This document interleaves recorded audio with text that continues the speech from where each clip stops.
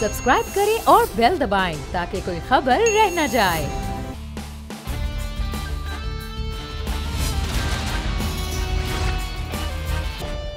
अस्सलामुअलैकुम। The special report with Mudassar Iqbal के साथ हाजिर खिदमत है। नाजरीन, इस वक्त सब की नज़रें यहाँ पर हैं कि इलेक्शन होंगे नहीं होंगे। पाकिस्तान मुस्लिम नून हो, पाकिस्तान पीपल्स पार्टी या दीगर जमातें इस वक्त इत्तेहादी हुकूमत में तो चल रही हैं, लेकिन क्या यह इत्तेहाद अगले आने वाले इलेक्शन के लिए, इलेक्शन के बाद या इलेक्शन में आमने सामने खड़े होने का है? इसी पर हम बात करेंगे। हमारे साथ इस वक्त मौजूद है हमारे मेहमान दीवान सच्चल साहब। पाकिस्तान तहरीक इंसाफ के साथ तो उनका ताल्लुक, लेकिन ताल्लुक नहीं भी है। ये भी बात करेंगे उनसे कि क्या मामला है। मेंबर सूबाई असम्बली हैं जिनसे बहुत शुक्रिया दीवान साहब आपके वक्त का। दीवान साहब, सबसे पहले तो आपसे ये जानना चाहेंगे कि क्या इस वक्त इलेक्शन वाकई होता हुआ नज़र आ रहा है? मौलाना साहब कह रहे हैं इलेक्शन हो जाए, पीपल्स पार्टी कहती है इलेक्शन हो जाए, नून लीग शायद तैयार है या नहीं है, वक्त बताएगा। इलेक्शन होंगे आपको लगता है? जी बिस्मिल्लाहिर्रहमानिर्रहीम, अस्सलाम वालेकुम। जी इस पे पहली बात जो आपने कही कि इलेक्शन होंगे या नहीं होंगे, मैं थोड़ी बहुत एस्ट्रोलॉजी करता हूँ, पामिस्ट्री एंड एस्ट्रोलॉजी। उसके हिसाब से मुझे तो पाकिस्तान में 2023 में इलेक्शन नजर नहीं आ रहे। 2023 वो रीजन क्या होगा ये तो मैं नहीं कह सकता, एस्ट्रोलॉजी में रीजन तो नहीं बताया जाता। सही। तो मुझे लगता है कि शायद बारिशें भी हो रही हैं हमारे मुल्क में, शायद ये भी रीजन बन सकता है। अच्छा। कि अगर लास्ट ईयर वाली बारिशें हो गई जो लास्ट ईयर हुई थी तो रीजन तो बन गया। अगर कोई ऐसी इश्यू हो जाए, IMF का इश्यू हो जाए, कोई पैसों का इश्यू हो जाए, कोई इकोनॉमिक रीजन मिल जाए तो भी इश्यू हो गया। तो मुझे नहीं लगता कि नवंबर में इलेक्शन होंगे, मुझे लगता है ये मार्च तक लेके जाएंगे। तो आप तो एस्ट्रोलॉजी भी जानते हैं, तो PTI का मुस्तकबिल क्या है कि इलेक्शन में होंगे? इलेक्शन तो होंगे नहीं होंगे, लेकिन इलेक्शन में होगी PTI की जमात। आप खुद उसका हिस्सा रहे हैं। ऑफिशियली तो मैं अभी भी PTI का हिस्सा हूँ। अच्छा। ऑफिशियली तो मैंने आज तक वो जो एक मशहूर प्रेस कॉन्फ्रेंस है ना जो हर आदमी आके कर रहा है PTI का, वो मैंने नहीं की हुई है। अच्छा। मेरा तो झगड़ा 1 साल 1.5 साल पहले हो चुका है, तो उस प्रेस कॉन्फ्रेंस की जरूरत ही नहीं पड़ रही। मैं तो फरवरी 2022 की बात है कि जब खान साहब प्राइम मिनिस्टर थे, मेरा उनसे थोड़ा तू में हो गई थी। उस दिन के बाद उन्होंने मेरी मेंबरशिप सस्पेंड कर दी पार्टी ने, और मैं लेकिन आप मेंबर असेंबली तो अभी भी हैं। जी, मॉरली शायद मुझे छोड़नी चाहिए थी, मैंने नहीं छोड़ी। मैंने सोचा यार इमोरल लोगों के साथ मॉरल हाई स्टैंडर्ड रखने की कोई खास जरूरत नहीं है। जिस जमात पर आप मेंबर बने, उस जमात ने अगर आपको किया तो फिर तो छोड़नी ही बेहतर। आई एग्री विद यू, मैं तो खुद मान रहा हूँ ये बात कि मॉरली शायद मुझे छोड़नी चाहिए थी, लेकिन मेरा दिल नहीं माना। अच्छा। देखिए, PTI के MNAs ने रिजाइन कर दिया, ये तो आपने भी पढ़ा ना, 9 मई के बाद, 9 अप्रैल के बाद जब PTI के MNAs ने रिजाइन कर दिया, वो जून तक तो तनख्वाह लेते रहे, नवंबर तक तो उन्होंने घर नहीं छोड़े जो पार्लियामेंट लॉजेस रहे हुए थे। तो उनपे जब खान साहब का कोई मॉरल स्टैंडर्ड नहीं है तो फिर मैं कौन सा मॉरल स्टैंडर्ड मैं क्यों मान लूं? तो फिर सियासत में मॉरल स्टैंडर्ड्स कहीं रहते नहीं, आप समझते? नहीं, होने चाहिए। अच्छा। मैंने जान के नहीं माना।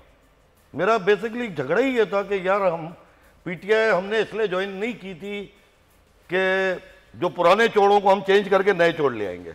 हमने PTI ये सोच के 2012 में ज्वाइन की थी कि हम करप्शन से छुटकारा पाएंगे। ये थोड़ी सोचा था कि अगर पहले परवेज इलाही साहब जो थे वो सबसे बड़े डाकू थे पंजाब के, उसकी जगह उस्मान बोजदार को ले आएंगे जो उनसे बड़े डाकू हो जाएंगे, और उस परवेज इलाही को हम पार्टी का सदर बना देंगे। क्या हम ये सोच के आए थे PTI में कि जिस आदमी को मैं कह रहा हूं ये पाकिस्तान पंजाब का सबसे बड़ा डाकू है, उस आदमी को मैं पार्टी का सदर बनाऊंगा? तो सियासत में क्या मैं ये सोच के आया था कि उनसे बड़ा चोर उस्मान बोजदार मेरी पार्टी का CM बन जाएगा? अब आपने क्या तो ये सोच के नहीं आया था पार्टी में। आपकी जो जमात है वो तो आपको निकाल चुकी है, अब आपने क्या प्लान किया? मेंबरशिप सस्पेंड हुई, तो अब आप क्या करेंगे अगले आने वाले वक्त में? इलेक्शन में आना है, किस तरह से आना है? देखेंगे। अभी मेरी कुछ दोस्तों से मीटिंग जो हुई है पार्टियों से, देखते हैं अगर कहीं मेरे जैसे बदतमीज आदमी को जगह मिल गई तो ठीक है, नहीं मिलेगी तो बीवी की गुलामी करेंगे और क्या। पार्टी की चमचागिरी करने से अच्छा है बेगम की कर लूंगा।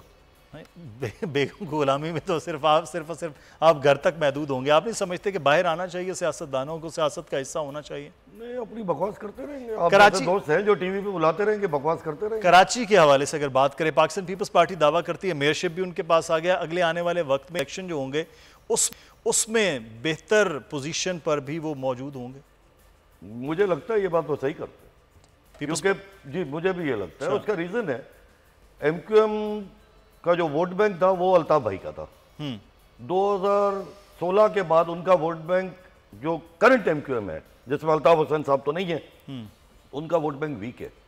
तो मुझे भी और उनकी तंजीमी झगड़े भी बहुत ज़्यादा है। देखिए ना, अभी हालिया ये तीनों ने जो मर्जर किया है, पुरानी MQM ने, फारूक सत्तार साहब ने, मुस्तफ़ा कमाल साहब ने, उसमें जो तंजीमी ढांचा है वो सिर्फ मुस्तफ़ा कमाल साहब के पास है। सही। खालिद मकबूल सिद्दीकी के पास वो कंट्रोल नहीं है जो किसी जमाने में अल्ताफ भाई का कंट्रोल। तो इसका फायदा पाकिस्तान पीपल्स पार्टी ले सकती है? नेट इफेक्ट जो है वो पाकिस्तान पीपल्स पार्टी को होना चाहिए, मुझे ये लगता है। तो PTI कहीं नहीं होगी? नहीं, PTI होगी। आपने जो एस्ट्रोलॉजिकल एक बात की थी कि आपको क्या लगता है खान साहब की वापसी, मुझे लगता है अगर खान साहब दो चीजें कर लें तो उनकी वापसी हो सकती है 24 में। अभी नहीं हो सकती, लेकिन 6-12 महीने के बाद तो हो सकती है। लेकिन उसके लिए उनको पहले दो चीजें करनी पड़ेंगी। सही। एक, वो जो अब तक कुछ चोर उनके साथ बाकी है उनको भी निकाल दें पार्टी से, जिनके मैंने नाम लिए थे फरवरी 2022 में, वो तो पार्टी छोड़ के जा चुके हैं। सही। मैंने नाम लिए थे फवाद चौधरी साहब का, आमिर कियानी साहब का, सैफुल्लाह न्याजी साहब का, अली जैदी साहब का, इमरान इस्माइल साहब का, ये तो सब पार्टी छोड़ के जा चुके हैं। सही। कुछ रह गए, यहां तो खान साहब उनको भी निकाल दें, और उसके बाद 6 महीने के लिए ना, हम लोग में हिंदी में एक वर्ड है, आई एम हिंदू, आपको पता ही है जी, मौन व्रत। उसका मतलब होता है खामोश हो जाना, बिल्कुल सही, कि मतलब आपको पानी भी चाहिए तो इशारे से मांग लो, बिल्कुल मुंह नहीं खोलो। अगर खान साहब 6 महीना ये काम कर लेना तो उसके बाद जो है वो वापसी खान साहब का ग्राफ फिर ऊपर है, रास्ता हो सकता है। दीवान साहब, वक्त की भी कमी, बहुत शुक्रिया। और हम अब गुफ्तगू करेंगे कि इस वक्त पंजाब और खैबर पख्तूनख्वा के इलेक्शन होना थे, लेकिन वो इलेक्शन का केस वो कहाँ चला गया, वो क्या मामलात हुए, इस पर हम गुफ्तगू होगी। और इस्लामाबाद के बल्दियाती इंतखाबात के भी मामलात, जिसके हम आपको वो भी बता रहे थे। आपको एक रिपोर्ट दिखाते हैं जी, रिपोर्ट के बाद वापस आएंगे, फिर मजीद बात हो। पंजाब और खैबर पख्तूनख्वा में सूबाई असम्बलियां तहलील हुए 90 दिन से जायद का अरसा गुजर चुका है। सुप्रीम कोर्ट ने पंजाब में इंतखाबात के लिए 14 मई को चुना था, लेकिन 14 मई आई और गुजर गई। अदालती हुक्म के बावजूद पंजाब में इंतखाबात का अमल मुकम्मल न हो सका और एक नई बहस ने जन्म लिया है कि क्या अदालत की तय करदा तारीख को इलेक्शन न कराने पर हुकूमत के खिलाफ तौहीन अदालत की कार्रवाई हो सकती है, या इसके लिए कोई और रास्ता मौजूद है। ये उलझन अभी तक सुलझ नहीं सकी है। उधर चूंकि 3 मई को इलेक्शन कमीशन ने सुप्रीम कोर्ट के पंजाब में इंतखाबात की तारीख देने पर एतराज उठाया था, तो सुप्रीम कोर्ट की समाअत मजीद अहमियत इख्तियार कर चुकी है। गुज़िश्ता 2 माह से इलेक्शन कमीशन की दरखास्त पर समाअत जारी रही, लेकिन अब इन समाअतों को भी ब्रेक लग गया है। कहाँ चला गया अचानक से पंजाब और KPK में सूबाई असम्बली के आम इंतखाबात का ये केस? क्यों इस केस पर मजीद समाअत नहीं हो रही? इलेक्शन कमीशन और PTM हुकूमत माह अक्टूबर में इलेक्शन के ख्वाह थी, अब तो अक्टूबर आने में भी ज्यादा वक्त नहीं है। आखिर कब होंगे इंतखाबात? ये $1 बिलियन का सवाल बन चुका है, लेकिन यहाँ फैसला होकर नहीं दे रहा। सूबाई असम्बलियों की तहलील को एक खासा अरसा गुजर गया, लेकिन इलेक्शन आज तक नहीं हो पाए हैं।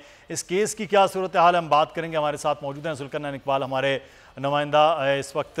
जुल्करनैन, आगाह कीजिएगा, 14 मई क्या इलेक्शन का केस कहाँ चला गया? वो गायब हो गया एकदम से अदालत?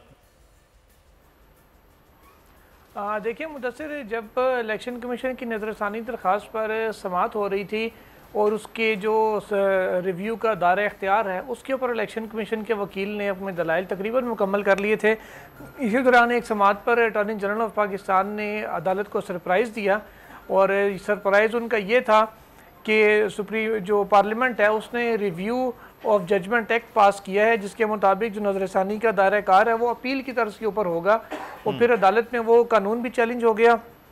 उसके ऊपर सुप्रीम कोर्ट के 3 नुकदी बेंच ने ही समातें की और कहा कि जब तक ये रिव्यू के स्कोप के ऊपर उस लॉ को अदालत डिसाइड नहीं कर देती, उसके बाद ही ज़ाहिर है, क्योंकि अगर तो रिव्यू का वो लॉ अपहेल्ड हो जाता है, सुप्रीम कोर्ट उसे दुरुस्त करार दे देती है, तो फिर जो अदालत के 3 रुकनी बेंच ने जो इंतखाबात का फैसला दिया था, फिर वो 3 रुकनी बेंच केस नहीं सुन सकेगा। 5 रुकनी बेंच को कम अज़ कम बनाना पड़ेगा उस केस के रिव्यू के लिए नए कानून के मुताबिक।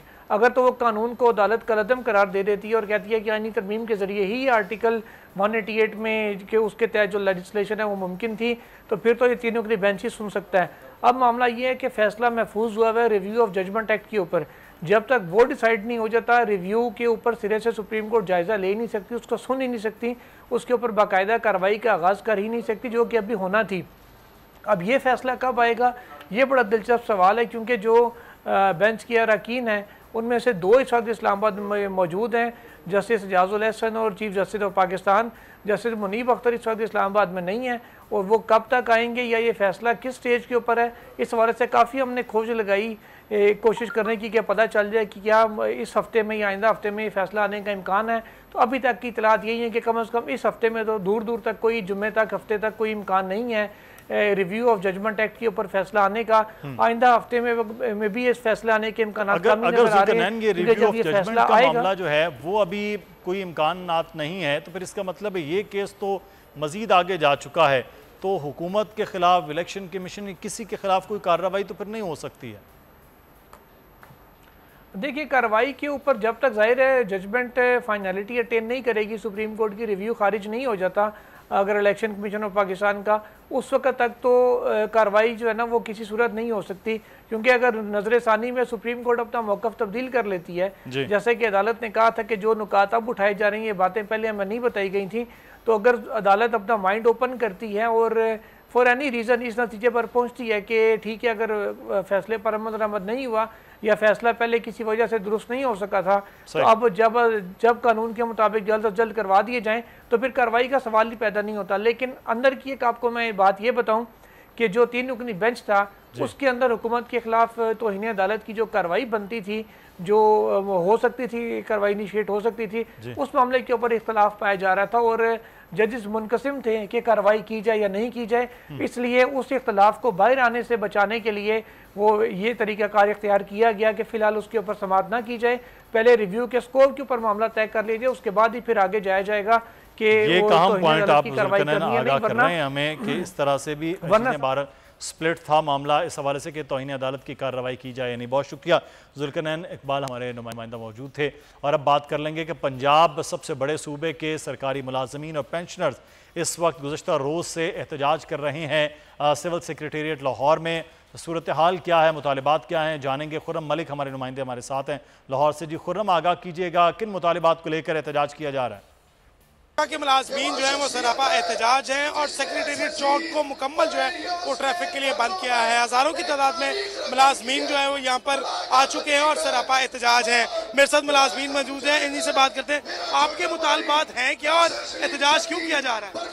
देखें, ये जो हमारा एहतजाज है ये बेसिकली जो गवर्नमेंट ऑफ पाकिस्तान ने, फेडरल गवर्नमेंट जो तनख्वाहें बढ़ाई हैं, उन्होंने 1 से 16 तक 35% तनख्वाह बढ़ाई है रन पे, लेकिन 50% बढ़ाई जा रही है बेसिक पर। वो हमारे पंजाब के सारे मुलाजमीन का बेतहाशा नुकसान है। हम इसको किसी सूरत नहीं करेंगे। हम चाहते हैं फिल फोर मोहसिन नकवी साहब अपना ये नोटिफिकेशन वापस लें।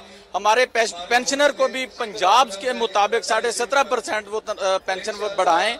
हम इसको 5% को नहीं कभी भी कबूल नहीं करेंगे। और इसके अलावा हमारे जो लीव इनकैशमेंट का काला कानून जो पास किया गया है, इस जो मौजूदा हुकूमत है पंजाब में, इसने जो रूल अमेंड किए हैं, इस वक्त सरकारी मुलाजमीन अपनी पेंशन और इजाफा जो तनख्वाहों का उस हवाले से एहतजाज कर रहे हैं। बहुत शुक्रिया खुर्रम आपका। प्रोग्राम से मुदस्सिर इकबाल को इजाज़त दीजिए, अपना ख्याल रखिएगा, अल्लाह हाफिज़।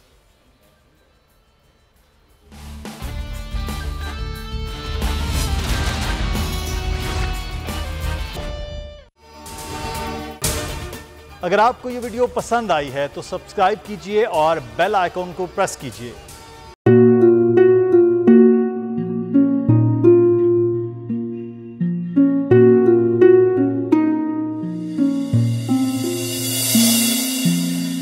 अपना घर यूं छोड़ के आखिर बोल किधर जाएगा।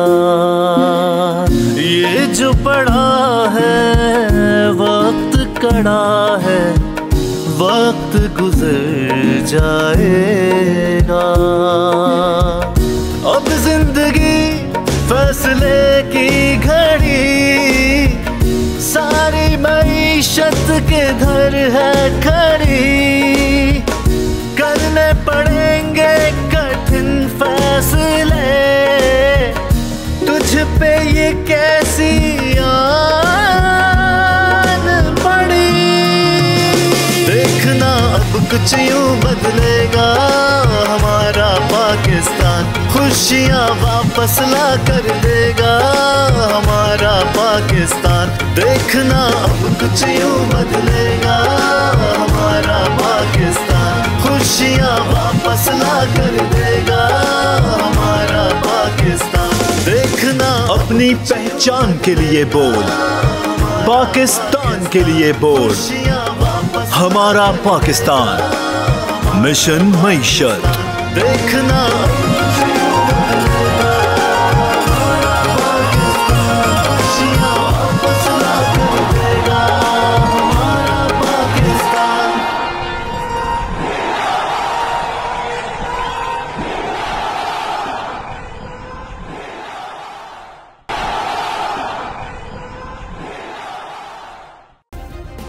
सब्सक्राइब करें और बेल दबाएं ताकि कोई खबर रह न जाए।